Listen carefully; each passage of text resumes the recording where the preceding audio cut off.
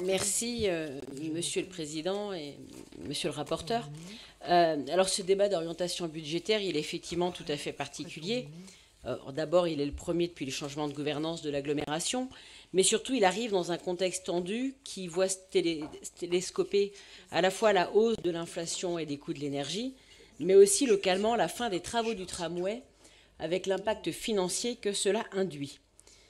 Un contexte donc tout à fait particulier et plus que jamais qui aurait justifié, je le dis chaque année, que nous ayons un temps d'appropriation de ce débat d'orientation budgétaire en amont de ce Conseil, plutôt que de se contenter de nous adresser 6 jours avant, puisque nous avons reçu mardi le cahier des délibérations, sans aucune autre explication et surtout sans que nous ayons la possibilité d'en débattre de vive voix et de poser nos questions au sein d'une commission. Je parlais de changement de gouvernance, j'espérais que là-dessus on puisse avancer. J'essaie de me consoler en me disant qu'il y a eu la semaine dernière une commission permanente et qu'à cette occasion, les maires de l'agglomération auront eu le temps d'une présentation détaillée et d'un vrai débat d'orientation budgétaire avec la possibilité de poser leurs questions et d'influencer les choix. Je remercie celles et ceux qui ont préparé ce DOB, avec notamment une nouvelle présentation qui me semble peut-être plus accessible et plus facile d'accès. Concernant le DOB maintenant, je voudrais d'abord faire une remarque, on en a peu parlé, mais peut-être parce que ça n'est pas une décision de l'agglomération, mais malgré tout, qui impacte nécessairement les habitants de notre agglomération. C'est le dernier paragraphe de la page 10 qui concerne la fiscalité ménage et qui évoque les 7% d'augmentation des bases décidées par l'État. Et même si effectivement ce n'est pas nous qui en sommes responsables, mais je tiens à le dire parce qu'il est toujours utile et pédagogique de rappeler d'où proviennent ces augmentations, ou plutôt d'où elles ne proviennent pas, parce que quand les habitants de notre agglomération recevront leur taxe foncière, ils n'ont pas toujours ces éléments de réponse pour comprendre d'où viennent les augmentations. Et 7%, ça n'est pas rien. Lors de notre conseil d'octobre, je suis intervenue pour demander comment nous allions préparer le budget dans ce contexte national tendu et quels choix nous allions faire pour nous y adapter. Et à la lecture de ce document, j'avoue que nous n'avons pas de lisibilité sur les choix qui ont été faits. On a l'impression qu'on continue.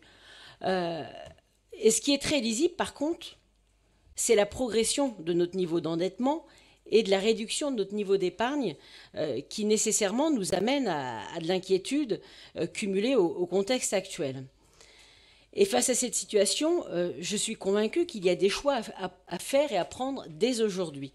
Et donc la question c'est dans quel domaine sommes-nous prêts à agir pour inverser la tendance ? J'ai voté pour le territoire intelligent il y a quelques années car j'ai entendu, quand cela nous a été présenté, qu'il allait nous permettre de faire des économies. Mais ne devrions-nous pas nous poser en urgence pour en revoir aujourd'hui le plan d'investissement ? En 2023, 18 millions sont prévus rien que pour le territoire intelligent. Et je précise d'ailleurs au passage que dans le PPI présenté l'année dernière, on annonçait 15 millions pour 2023. Et jusqu'en 2025, on est à 49 millions, uniquement pour le territoire intelligent. Alors monsieur le ministre vient de préciser qu'on accélérait le remplacement des ampoules.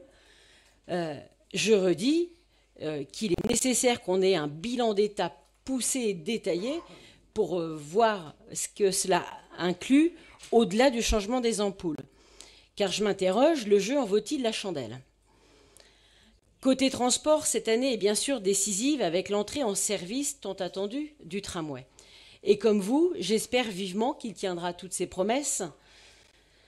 Pour autant, j'ai des inquiétudes que je suis sûre que nous partageons quant à l'évolution des chiffres tels qu'ils sont communiqués dans le rapport sur le développement durable qui a été présenté dans la première délibération. 31 millions de voyages en 2021, bien loin des 40 millions d'avant le Covid. Et on espère que l'entrée en service de la deuxième ligne de tram va contribuer à inverser la tendance. Mais le nouveau plan qui nous a été présenté il y a quelques semaines et les injonctions risquent de ne pas suffire. Il va falloir de nouvelles actions pour accompagner encore plus et encourager les habitants à utiliser les transports en commun. Parce que prendre les transports en commun doit être toujours plus pratique, plus rapide et à la portée de tous. Et je terminerai avec les transports, et notamment les transports en mobilité douce. Je note que dans le PPI, entre les annonces de 2022 et celles de 2023 sur le plan vélo, on constate une baisse de 1,3 million. Peut-être est-ce dû au fait qu'on serait allé trop vite dans les aménagements. Pourtant, nous savons qu'il y a urgence à accélérer la sécurisation de certains tronçons et que le maintien du budget dans ce domaine est indispensable.